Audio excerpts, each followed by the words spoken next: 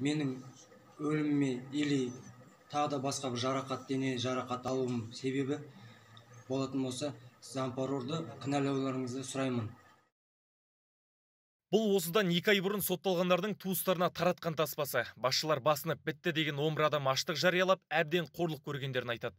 Кейіннен видео желіде ескесін мекеме басшылары арыз айтқандарды өзге өңірлерге ауыстырған. Алайда арада айлар өтсе де, Теміртордағы тәртіпсіздік тыйылмай тұр дейді туыстары.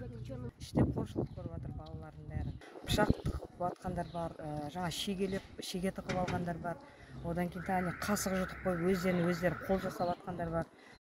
Вместе со своими людьми сбили моего сына. Мекеме басшылығы ауысқалы түрмеде тәртіп жоқ қызметкерлер жабылып, сотталғандарды аяусыз ұрып соғады. Жәбірленгендердің арасында менің балам да бар. Қазір ұлым өзіне аштық жариялаған. ЖД 158-де 4 мекемесінде қазір аса ауыр қылмыс жасаған 1000-нан астам азамат жазасын өтеп жатыр. Басшылық болса азаптауларға қатысы арызын айтқан туыстардың сөзін жоққа шығарды. Ал жыл басынан бері 8 адам өз-өзіне қол салмақ болған. Олардың барлығы дін аман дейді. Біздің мекемеде қызметкерлер сотталған ешқандай қысым жасап отқан жоқ. И болмады да.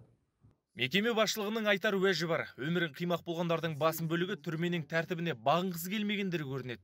Сотталғандар қит етсе туыстар арқылы телеарна мен әлеуметтік желіге шағымдануды әбден әдетке айналдырып алған деп қынжылады басшылар.